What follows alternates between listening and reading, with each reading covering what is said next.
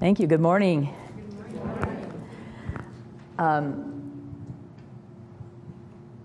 Or should I say, buenos dias. It's all true, what Reverend Bonnie said. I have had a certain amount of dedication of my time and experience in taking these teachings to Latin America, to not just only Mexico, but also I've been to Peru a couple of times. And we now have, I have never been to Argentina. I paneled those people for practitioner panels on Skype. But we now actually have practitioners in Spain who are part of that Argentinian group. I'm presently involved in teaching or working with the visioning, and I'm glad to see you guys are all in the visioning here. And for those of you who don't know what visioning is, take the class or come and show up. But I want you to understand that a big piece of what happens in the whole visioning process is the connection to spirit, where we're tuning into the frequency of the divine and allowing that information just to come through us, because all we're doing is loaning our little individualized mind to be the channel for the greater mind. And so all of that energy is what's in this room. I mean, not only all the years that all the work that's been done in this room, but this is just keeping that frequency of vibration going to have these posted on the wall. I was trying to take a little time to read some of them, but I didn't have a chance to read them all. Excuse me. Anyway, and I missed being here last month, so I missed seeing you all and your bright, shiny faces, and you mine, because I was in Mexico. I was there for a month, and I'm going back in the end of October to spend the month of November to teach a class in radical forgiveness in both Spanish and in English. And that kind of brings me full circle to part of what I was going to talk about today. Larry asked me Friday night, he jumped the gun. He usually asks me the first thing when he sees me as I come in on Sunday morning, what's the title of your talk? What's the title of your talk? And then skips the other one that asks. And then other than that, nobody cares, right? But I told Larry, I said, the title of my talk is A Piece of Peace, P-I-E-C-E of P-E-A-C-E. And my intention, I didn't tell Larry this that night, Friday night at Dave's memorial, but my intention was to talk about forgiveness. Because I thought, well, that'll give me a jump up on getting my work done for the class, and and the piece of peace was to be about forgiveness. Then I went home Friday night and watched all 3 videos of the previous speakers of the month and saw that as I got it all, boom, boom, boom, forgiveness was the topic almost consistently throughout. So I thought, well, maybe I better do something a little bit different. So I'll tell you in a minute what that's going to be. The title's still A Piece of Peace, however. But I want to congratulate the new members who have joined the community here. And I really love what you said about not taking it lightly. And I'll share with you in my story.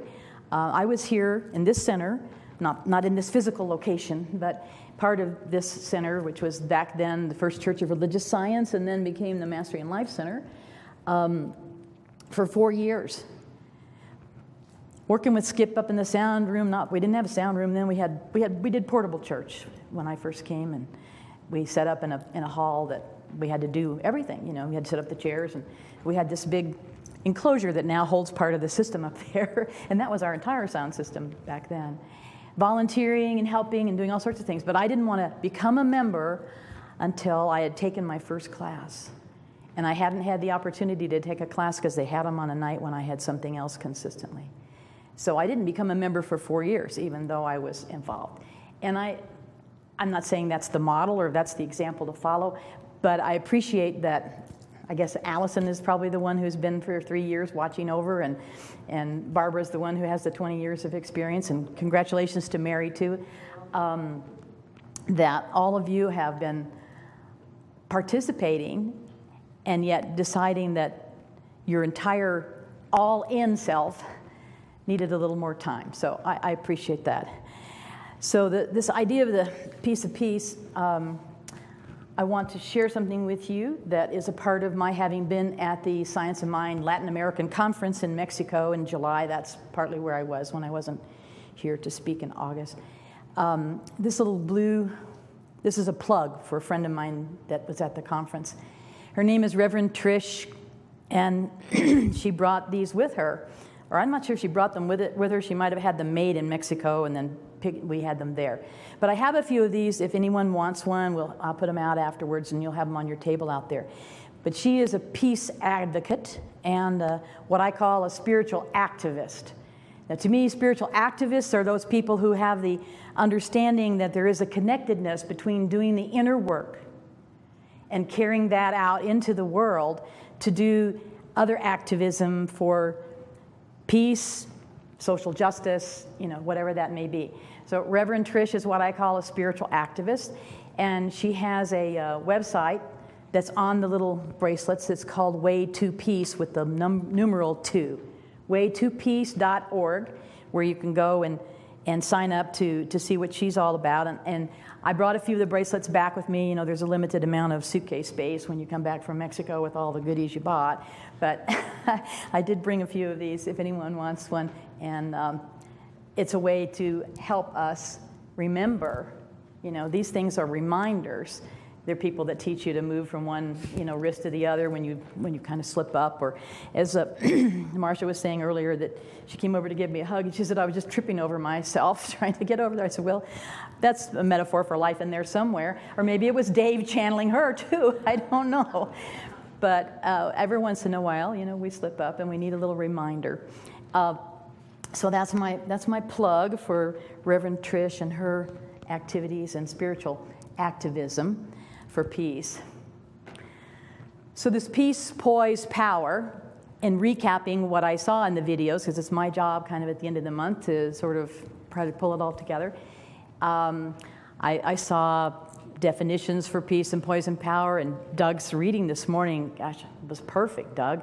You pulled them all together in one thing from Science of Mind text. And I think that Reverend Bram was talking a little bit about he wanted to sort of reorder the words and how he thought that they flowed together.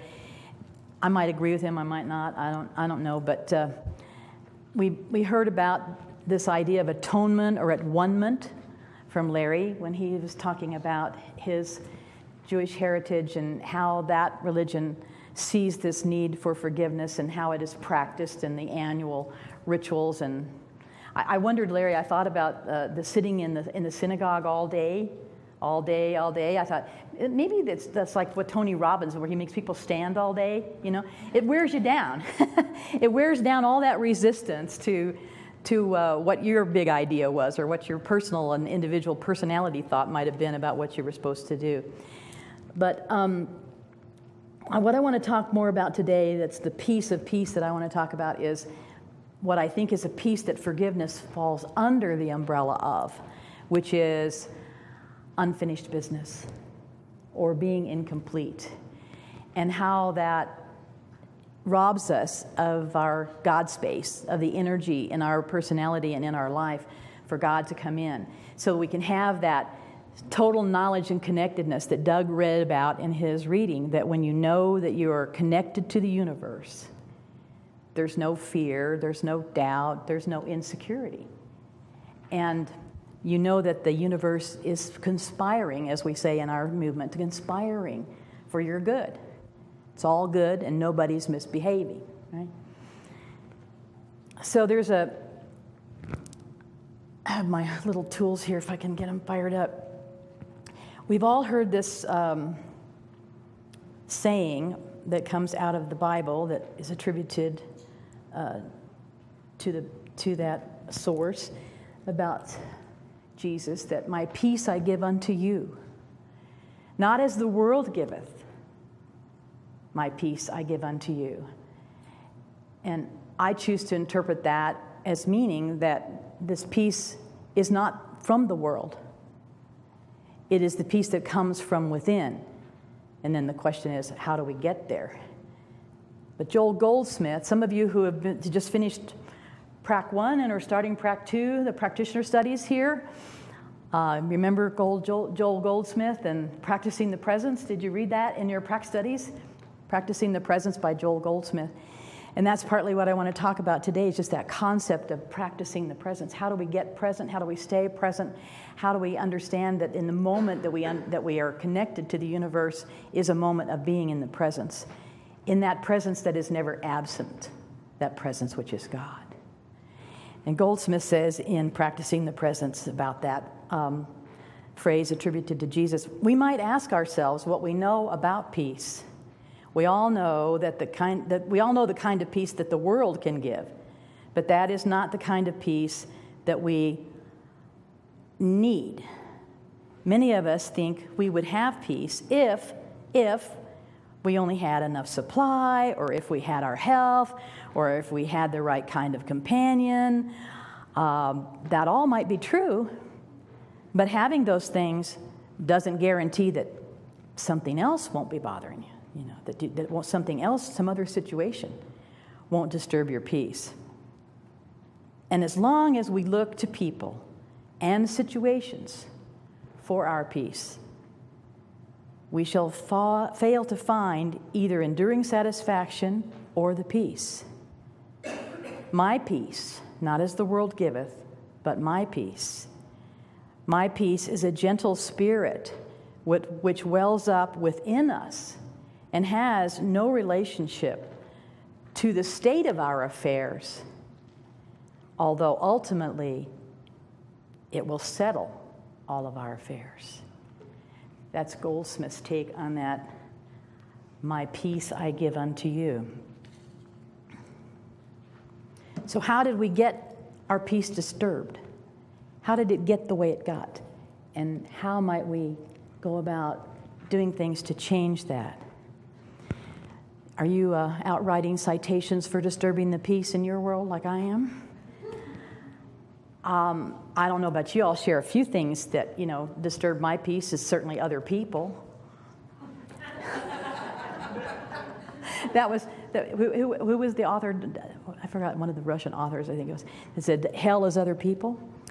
And, it's your boss, your spouse, some other member of your family, the guy who cut you off in traffic, just perfect stranger.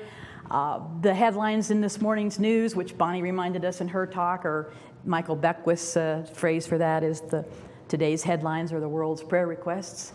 And those are a number of things that I think are involved in our sort of ongoing and regular disturbance of the peace. But how do we quiet that peace? How do we quiet all that disturbance?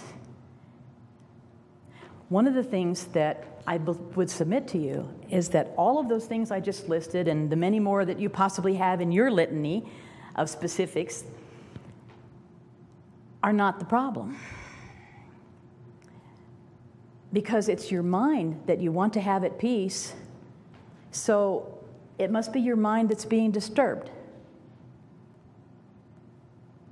So we're having some thought, some emotion, some choice, some decision that's bouncing around in there between those ears that's telling us we're not at peace.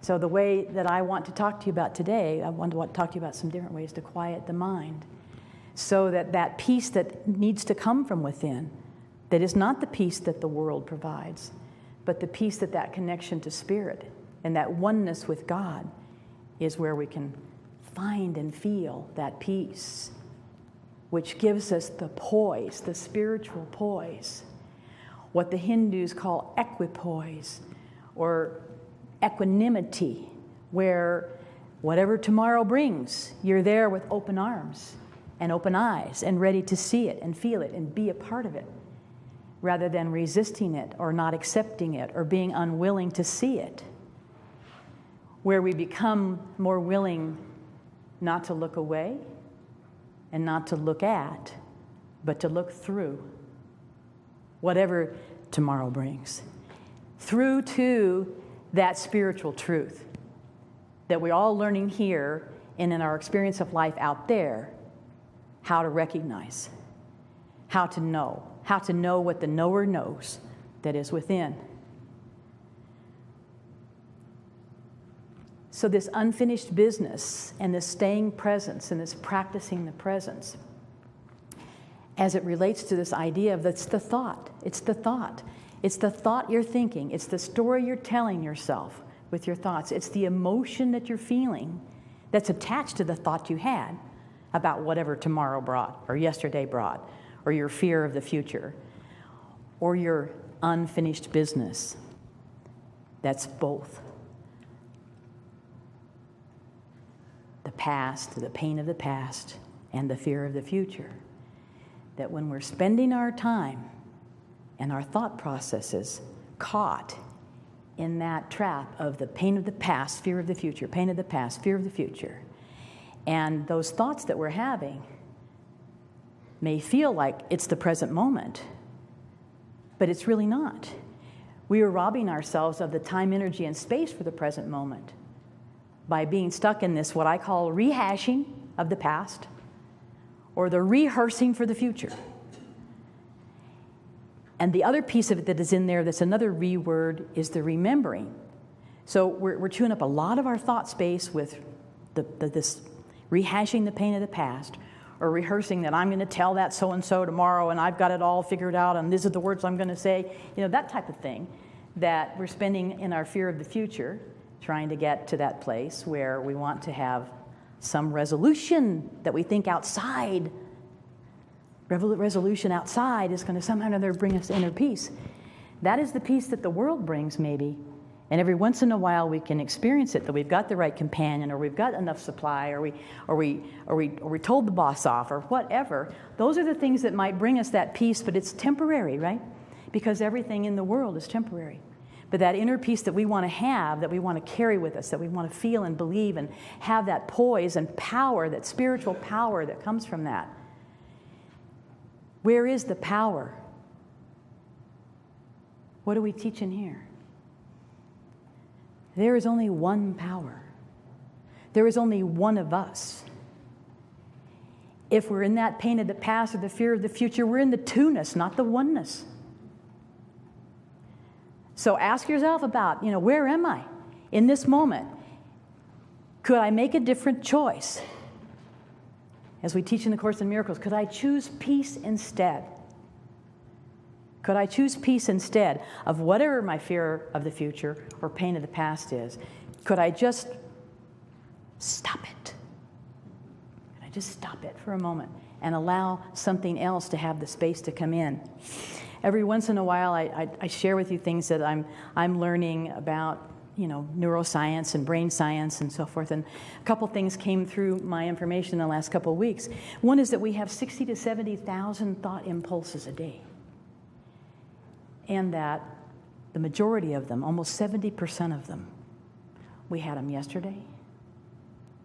And we may have had some of those same ones the day before. So I look at that from the standpoint of, okay, that's the pain of the past and the fear of the future again. We're just thinking about, or trying to remember the stuff we got to do. The rehashing, the rehearsing, and the remembering. Reminding myself, I got to go do this, I got to go do that.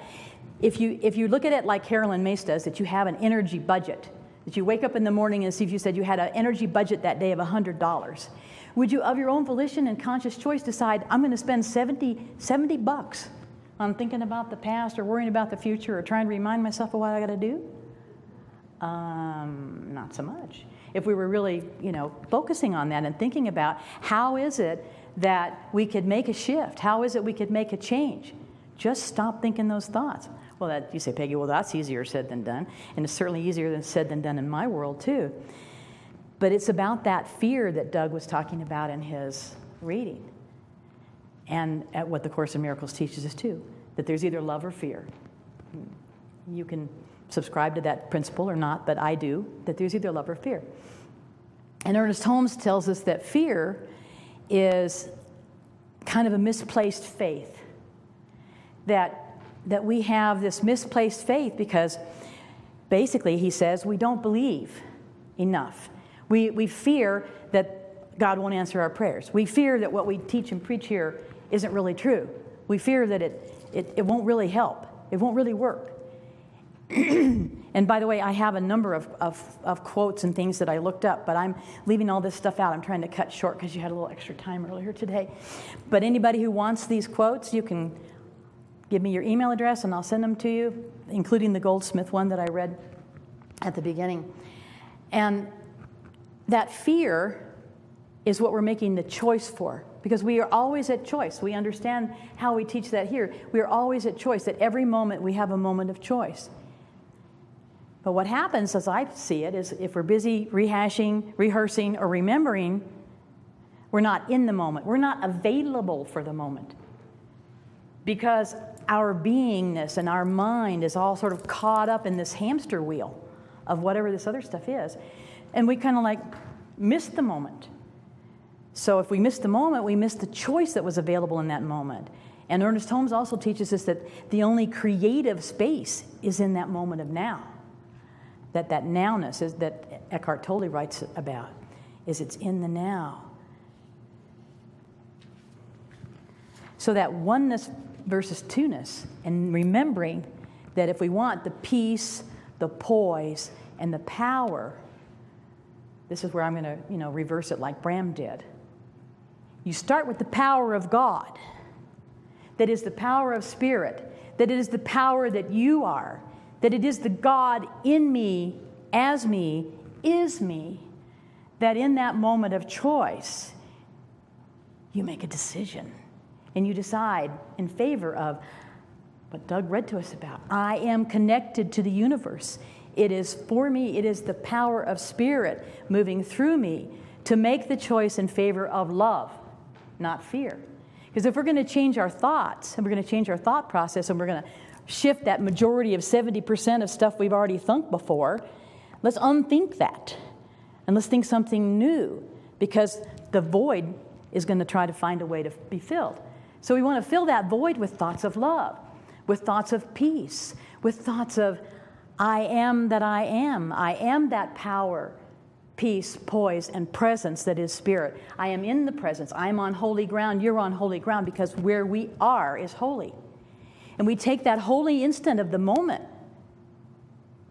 and use it to unthink and rethink and have that a newness that was spoken about earlier. That it's not that we're seeing with new eyes exactly, but we're seeing everything anew.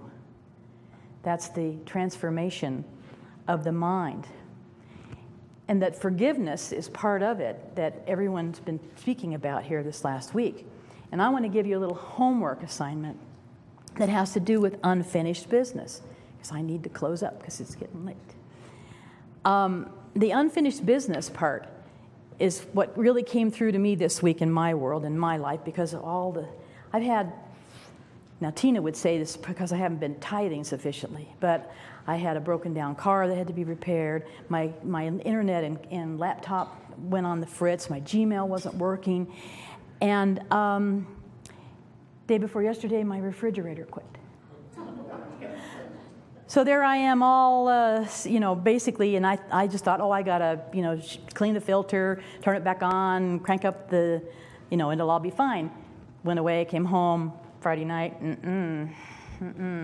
So I'm up every other hour Friday night swabbing the floor for all the stuff that's, the water that's running out of it. And I'm feeling like there's a heck of a lot of unfinished business out there that still needed to be done. Just on that very superficial, low-hanging fruit level, not to mention the inner work and all the rest of that needs to be done.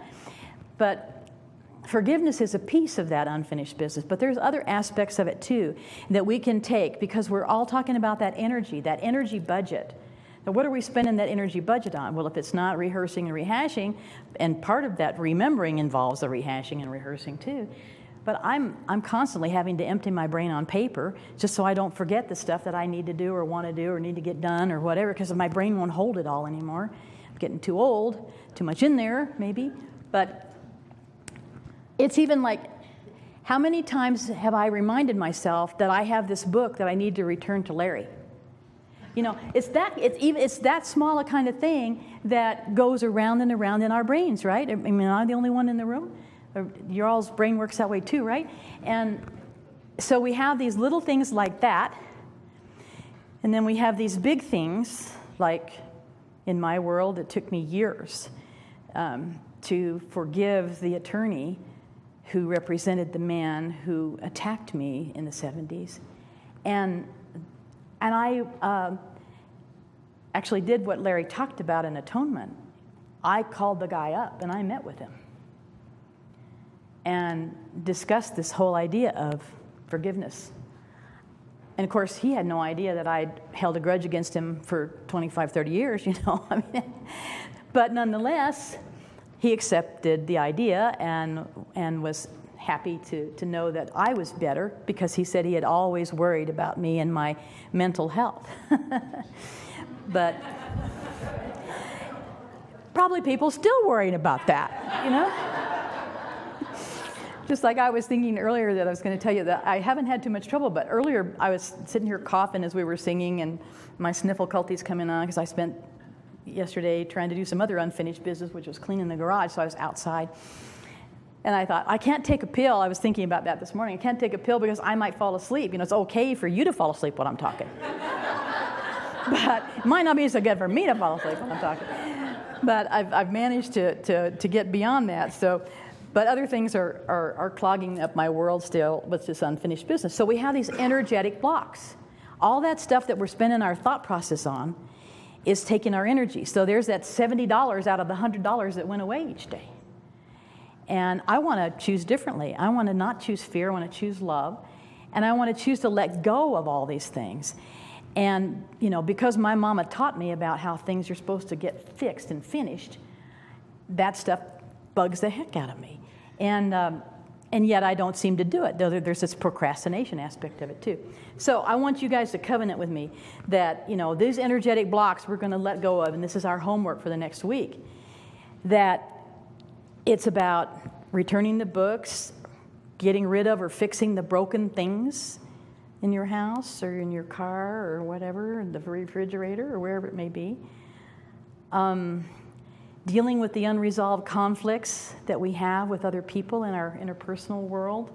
And then there's that forgiveness thing, And I told Larry before, I said, I'm one of those people that preaches that, forgiveness is for the forgiver as much as it is for the forgiven. And in like the case I just told you, the person was being forgiven, had no idea that there was even something to be forgiven. Now, sometimes people will know, and they're holding their own grudge. They got to forgive you back because they've been holding the grudge against you or whatever. But those resentments, come from expectations and from the unwillingness to accept things. We say in the 12-step program that a resentment, is just simply resulting from having an expectation, that an expectation is a premeditated resentment. Because as soon as you have the idea that you're expecting something from yourself or others or the world or God, and it doesn't happen, it isn't the way I wanted it, when I wanted it, how I wanted it, so I'm mad. And then we carry that around. That's what we rehash from the pain of the past. Or the fear of the future that comes from it, which is, and maybe it won't happen again, and maybe it won't happen again and again, and whatever tomorrow brings, I'm going to be fearful of it because it might bring the next thing that I was experiencing from the past. It's that memory and that history that gives us all this problem, right? Now, I'm not praying for amnesia, but, it is part of it. So here's your homework. When it comes to the forgiveness aspect of it, my belief about it is you do your part from your heart. And whatever happens with the other party, people, circumstances, situations, whether they're on the planet or not on the planet or wherever, is not that material. I do agree with Larry that the idea of what we call making amends is about taking that forgiveness to the person that was offended by you. For sure. But you do your part from your heart. And that energy that is released from your heart with that love that you have worked yourself through. And that's where I want to recommend Colin Tipping's work. Bram talked to you about this, that came from RJ's workshop. This is the legacy and the heritage here. That came from the workshop that he learned that RJ did at Wellspring. That came from my sharing the information with RJ when he had a room in my home that he rented and giving him the books. So it's just what goes around and comes around. But the whole idea is that how to do it when you've been so stuck in it for so long.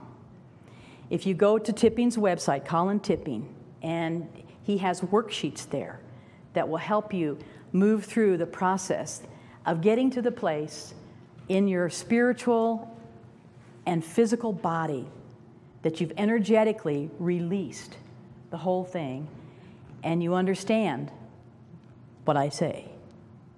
It's all for my good, and nobody was misbehaving. But it takes something to get there. And his worksheets, I think, would be a big help to you. So you do your part from your heart. So the homework is, sometime during the next week, hopefully tomorrow or the next day, you do whatever the smallest one is. Maybe I'll return your book, Larry. And you do whatever the biggest one is after you write your list out. Now that's a tall order. And I'm hoping that the collective spirit here, our oneness with each other, our oneness with the one power, and Daniel Nahmad's song, the one power that is spirit, that is God, that is us, in us, as us, through us, and for us always, will take us through that little piece of the homework so that we can become willing to see it differently. We can choose peace instead. Say the prayer of St. Francis to yourself. Or do you guys know the song here about, let there be peace, I am a path for peace. You know, something like that you got a little mantra that keeps holding you back to, I can choose peace instead of whatever. And that acceptance is the key to all your problems today, as we say in the 12-step program, and look through rather than look at the situation. Heal from your disease to please. Where else do we get resentments? A lot of times those expectations that come from what we want others to do or what we think others are imposing upon us to do, because we're not healed from that disease to please others.